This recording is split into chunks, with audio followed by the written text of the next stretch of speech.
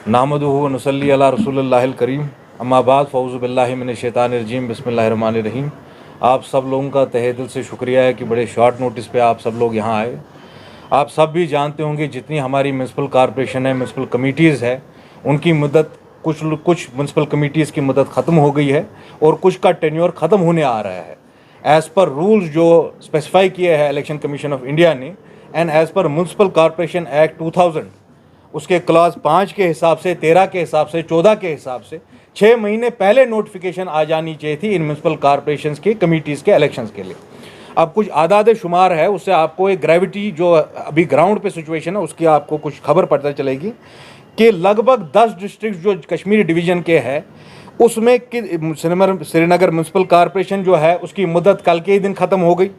कुपवारा में, बांडीपोरा में, सोपोर में, कुंजर में, पटन में, उड़ी में, वतरगाम में, अनंतनाग अछबल में, डूरू वेरीनाग में, कुलगाम में, दिवसर में, तो आप अक्रॉस लेंथ एंड ब्रेड्थ जो देखेंगे आप नॉर्थ साउथ सेंट्रल कश्मीर के तमाम डिस्ट्रिक्ट्स में जितनी म्यूनसिपल कमिटीज़ है या तो उनकी मुद्दत ख़त्म हो गई है या मुद्दत ख़त्म होने के कगार पे है। जिस तरह आप बारामूला में देखें, बडगाम में देखें, बडगाम, चाडोरा, चरारे शरीफ, खान साहब, मागाम, इनकी म्यूनसिपल कॉरपोरेशन की मुद्दत 12 नवंबर को ख़त्म हो रही है। हत्ता कि जम्मू म्यूनसिपल कॉरपोरेशन जो है उसका भी टेन्योर नवंबर 14 को ख़त्म हो रहा है। मैं ये सवाल अपने स्टेट इलेक्शन कमिश्नर से करना चाहता हूँ, इलेक्शन कमीशन ऑफ इंडिया से करना चाहता हूँ कि क्या जम्मू कश्मीर के लोगों को रिप्रेजेंटेटिव फॉर्म ऑफ डेमोक्रेसी नहीं मिलनी चाहिए? क्या यहाँ पे लोगों के इलेक्टेड रिप्रेजेंटेटिव काम नहीं करेंगे? जो हमारे लोग हैं आज हर तरफ से मुसीबत में हैं। Local day to day issues के लिए आप देख रहे हैं डीसी ऑफिसेज जो है ओवर कैपेसिटी हो रहे हैं, लोग बड़ी बड़ी कतारों में खड़े हैं, तो लोग कहाँ जाएंगे? इतने सारे जो पीआरआई जो है आपके, अगर उनकी जो मुद्दत है काम करने की वो ख़त्म हो जाएगी तो आम लोग किधर जाएंगे? ये सवाल हम एलजी साहब से करना चाहते, हुकूमत हिंद से करना चाहते। आज आप सब लोग जानते हैं 2018 के बाद जो लोकल बॉडी के इलेक्शन है वो नहीं हुए। 76 local bodies across Jammu and Kashmir and more than 4500 panchayat will be bereft of any form of representative government. तो आपके 4500 जो पंचायतें हैं उनमें कोई रिप्रेजेंटेटिव नहीं रहेगा। 76 जो हमारी म्यूनसिपल कमिटीज़ हैं उनमें कोई रिप्रेजेंटेटिव नहीं रहेगा। जो तो हमारी बड़ी म्यूनसिपल कॉरपोरेशंस है, चाहे वो म्यूनसिपल कॉरपोरेशन श्रीनगर हो या जम्मू हो, जो 2 बड़े शहर हैं जम्मू कश्मीर के, उनके पास कोई रिप्रेजेंटेटिव फॉर्म ऑफ गवर्नमेंट नहीं होगी, कोई इलेक्टेड रिप्रेजेंटेटिव नहीं होगा। ये सवाल हम बरसरे इक़्तिदार जो लोग बैठे हैं उनसे करना चाहते हैं कि आखिर आप जम्मू कश्मीर का क्या बनाना चाहते हैं? Why are you playing all these games with the people of Jammu and Kashmir? I am sorry to say, we have disagreements with BJP, मगर हिंदुस्तान का आइन कहाँ जाता है? इलेक्शन कमीशन एक खुद मुख्तार बॉडी है, उसमें कोई भी पॉलिटिकल पार्टी मुदाखलत नहीं कर सकती है। ये तमाम जो आदाद शुमार है हमने आपके सामने रखे। म्यूनसिपल कॉरपोरेशन का जो सेक्शन 14 है वो इस बात को स्पेसिफाई करता है कि ये जो तमाम कमिटीज़ है, कॉरपोरेशंस है, they will function only for the period of 5 years and it is not extendable.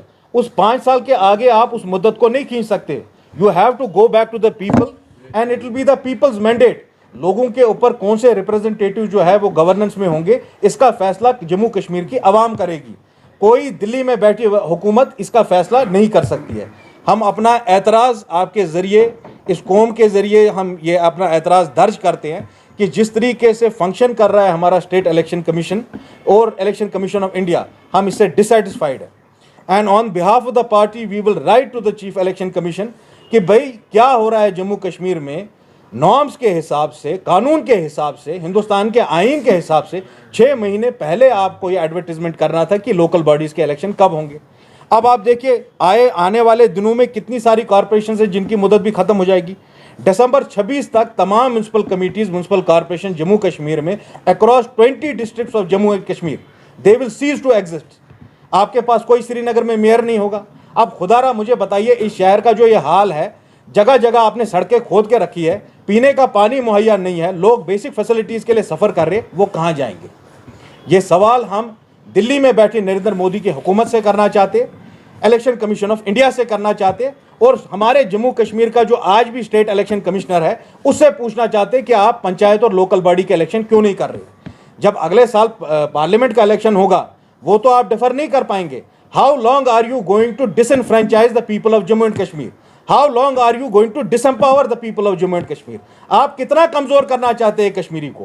क्या आप हमेशा चाहते हैं कश्मीरी अपने डीसी ऑफिस और आपके एसएसपीज और बड़े जो ओहदेदारान है ब्यूरोक्रेसी उनके पीछे पीछे चलते रहे? जमहूरियत में तो अवाम ताकतवर होती है, अवाम यह फैसला करता है कि बरसरे इख्तिदार कुर्सी पे कौन बैठेगा, कौन उसके लिए काम करेगा। तो आप अवाम को डिसएम्पावर क्यों कर रहे हैं? इस बात का हम एहतिजाज करते हैं। We are registering a protest through this press conference for the people of Jammu and Kashmir to the government right now in India led by Narendra Modi and Amit Shah, just because की बीजेपी इलेक्शन नहीं जीत रही है या आपके आरएसएस के जो आपने एजेंट बनाए हैं एबीसी टीम्स वो इलेक्शन नहीं जीत रहे, इसका मतलब है आप जम्मू कश्मीर में इलेक्शन ही नहीं करेंगे। बहुत बहुत शुक्रिया।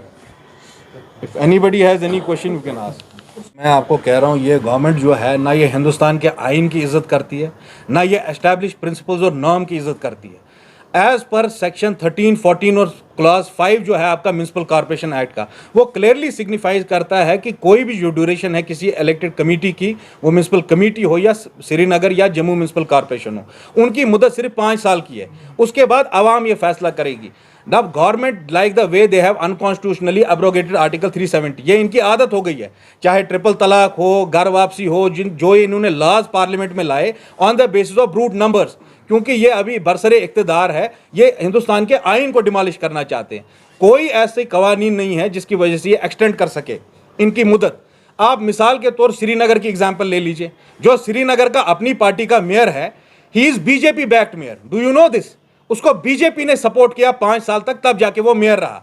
अब ये प्रॉक्सी के जरिए ही जम्मू कश्मीर को चलाना चाहते, जिस तरह इन्होंने गाजीपुर के हमारे वाइसराय यहाँ भेजे हैं, उन्होंने तो इलेक्शन नहीं जीता है जम्मू कश्मीर का, मगर वो डिफैक्टो चीफ मिनिस्टर बन गए। इसी तरह आपका जो बीजेपी स्पॉन्सर्ड मेयर है, he can not forever be the mayor of Srinagar. You please answer on brass tacks. 5 साल के बाद क्यों आपको बसें लानी पड़ी? 5 साल तक क्या कर रहे थे आप मुझे बताइए। नेशनल ग्रीन ट्राइब्यूनल ने 2017 में आपको बोला सॉलिड वेस्ट मैनेजमेंट प्लांट बनाइए। ये जो अछन में आप पूरे श्रीनगर का गंद उठा के अछन में डाल रहे हैं, वहां अनसाइंटिफिकली उसको बर्न कर रहे हैं, आंचार लेक को खत्म करने में तुम लोगों का हाथ है, उस पर जवाब कब देंगे आप लोग? ये कब तक आप बीजेपी और नरेंद्र मोदी की छाया में बचते रहेंगे? You will have to one day answer the people of Jammu and Kashmir.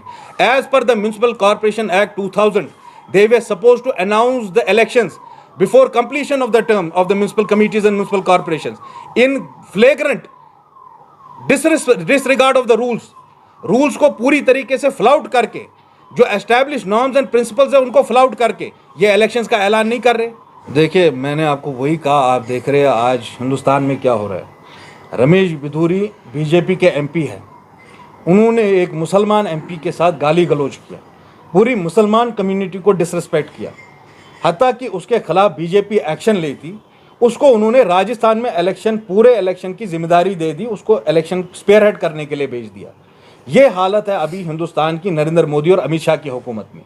अब आप बोल रहे फ्रीडम ऑफ एक्सप्रेशन, आप सब जानते हैं कि फ्रीडम ऑफ स्पीच और फंडामेंटल राइट्स पे कितने बड़े कदगन लगाए गए जम्मू कश्मीर में, जब 5 अगस्त को यहाँ 370 खत्म किया गया।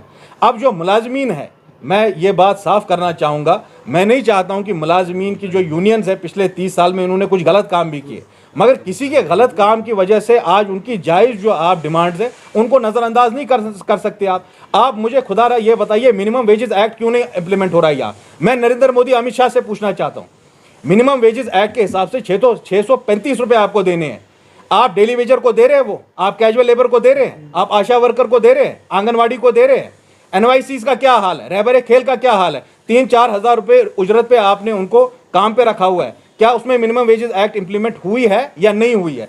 जो मुलाजमीन के जायज़ इशूज़ है उनका अजाला होना चाहिए। और गवर्नमेंट जिस तरह से कदगन लगा रही है, this will not be successful. Differing election just because BJP and their B teams will not win. ये क्रैक डाउन ऑन मीडिया, जिस तरह मुझे भी मालूम है, हमारी मालूमात में बारिंग आपके कुछ पोर्टल्स और ऑनलाइन जितने भी अखबार अच्छा काम कर रहे हैं, प्रिंट को तो सारे को दबा के रखा है इन्होंने। तो right to freedom of expression कहाँ है जब आपके प्रिंट के अखबार सारे बीजेपी की गोद में बैठे हुए हैं आज, जो अपोजिशन की कोई भी बात नहीं बोल रहे हैं?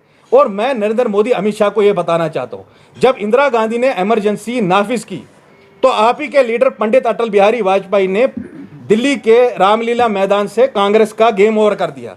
और इंशाल्लाह आप याद रखना, कश्मीर का जो यूनाइटेड अपोजिशन है, आने वाले इलेक्शन में कश्मीर की आवाम और यहाँ के ट्रू रिप्रेजेंटेटिव्स आपको एक करारा जवाब देंगे।